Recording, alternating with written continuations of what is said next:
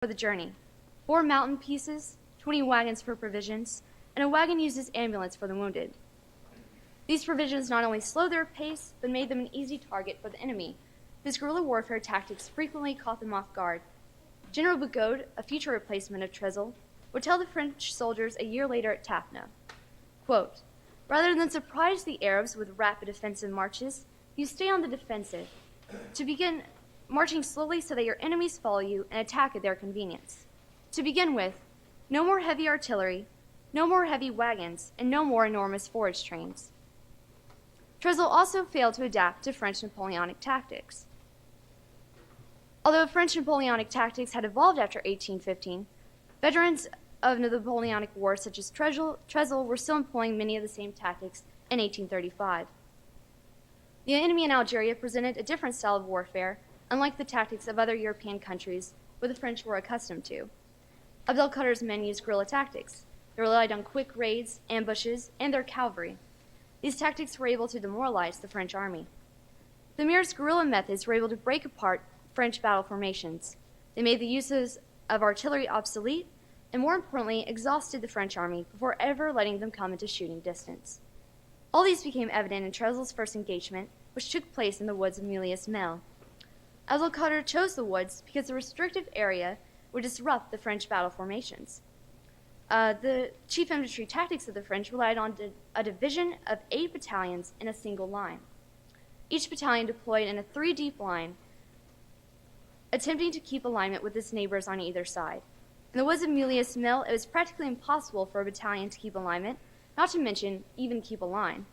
In order to keep moving, each battalion would have to break down momentarily into some form of column or squad, and then reform after passing the obstacle. This gradually broke down cohesion for the French and considerably hindered the advance. Following the first engagement in the woods, Abdelkader would go next to Lamachta. On the 27th of June, Trezel let his men take rest on the banks of the Sig River, after traveling for several days. While Trezel's men were taking their rest, Abdelkader was planning the next attack. He quickly gathered 1,000 horses, which each carried both a foot soldier and a rider. By using horses, the infantrymen would not be exhausted once they reached Trezel's column. The next day, on the banks of Lamachta, the French were attacked in full force by Abdelkader. General Trezel had not predicted this attack, nor knew the best way to respond to it. It did not take long before the French column began to break in ranks, just as they had done in the woods before. In the confusion of battle, the French soldiers began to disregard orders. Several companies were pushed back to the hills, and the newly formed French Foreign Legion fled to the rear battalions. Many men were lost in fear to the battle, and it was the men of the rear guard who kept the army alive. The rear guard persistently held off the enemy until the end of the battle. After Abdelkader broke off the engagement, the shattered French column had lost 500 men. Abdelkader's resistance force had used their enemy's weakness to their advantage. The chief strategy of the Muslim resistance was to let the French exhaust themselves before ever attacking. By the time the French reached Lamachta, they had many wounded and tired men. The French were also tired from chasing their enemy, as they pushed their artillery and supply wagons through a roadless desert. The French columns appeared demoralized and tired. The Emir's forces then attacked on horseback when this appeared so. This gave Abdelkader's force the advantage of surprise and were able to inflict heavy casualties. Given French superior firepower, Abdelkader relied on this tactic in order to make the most of his force's superior mobility and spirit. General Trezel was unable to respond appropriately to these tactics, and as a result, lost the Battle of Lamachta.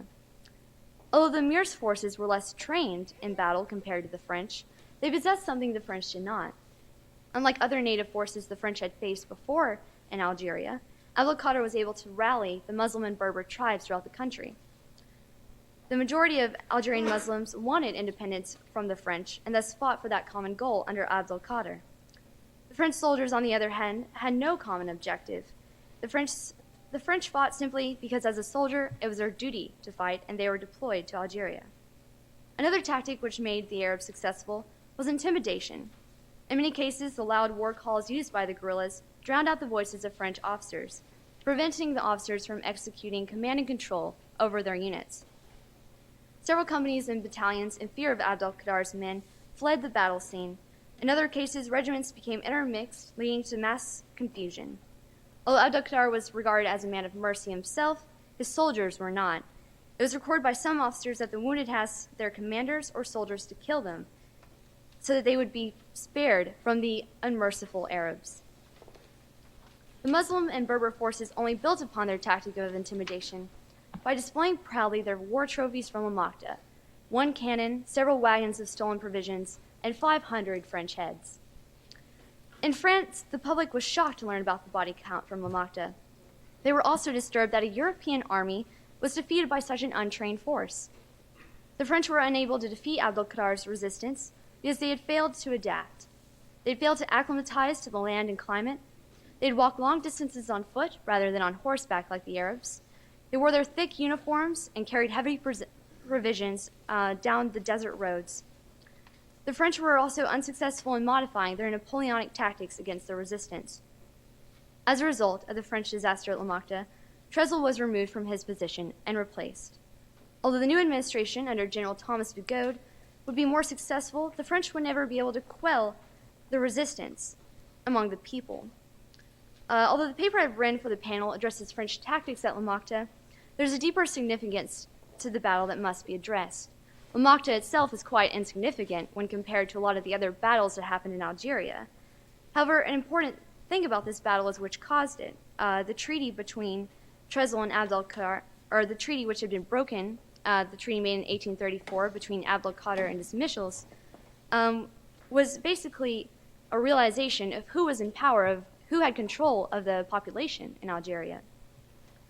The quarrel between Trezel and Abdul-Qadir was over these two tribes in Algeria, these traders, and who would have control of that population. The French defeat at Al-Makta was evidence that Abdul-Qadir was the one in control of the provinces and the population. This evidence is a result of the overwhelming support Abdul-Qadir received at the battle from tribes across Algeria. After 1835, General Bugeaud executed Razzia, a scorched earth policy that involved burning the Berber and Muslim people's means of existence, crops, orchards, fields, and herds. In some cases, the French went as far as to asphyxiate to death non-combatants, people who had been hiding out in caves for safety against the French. This brutal strategy is eventually what destroyed Abdul-Qadir's support base. In 1843, his Muslim state collapsed, forcing him to take refuge in Morocco. However, the gains of such tactics were short-lived. The strategy's short-term success foreshadowed the deeper rejection of Algerian identity that would not soften in the French political mind. This violence and resistance would continue in Algeria a century later in the 1960s, when the Front de Liberation Nationale, or the FLN, would return similar tactics of retribution and fear to the Pied Noir, the French citizens living in Algeria. That concludes my discussion.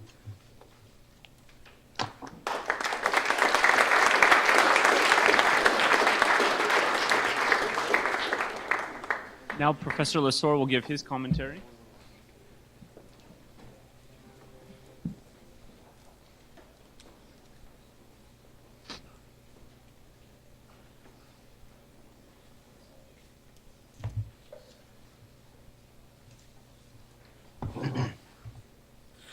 First, I'd like to say congratulations to Cadet Smith for producing a really excellent research paper. I have been very impressed the last few days, and it's a great honor for me to be speaking here. You cadets have produced really fine works of history, and I'm really honored to be among historians who are of this caliber as well. A bit about the French experience in Algeria, and then I'll talk more specifically about the paper. But first about the relationship of French historians to the subject of Algeria. In the last decade or so, I think there's been, one would acknowledge, an explosion in colonial history. There's been a kind of renewed interest. And in particular, the French historians have looked at the Algerian experience with fine-tooth combs. And they have begun to kind of realize the extent to which France was involved in Algeria, and the effect of the Algerian colonial experience on mainland France becomes a paramount concern, particularly after the French dealt with the experience of the Vichy period. And once the leading French historians kind of worked through the effects of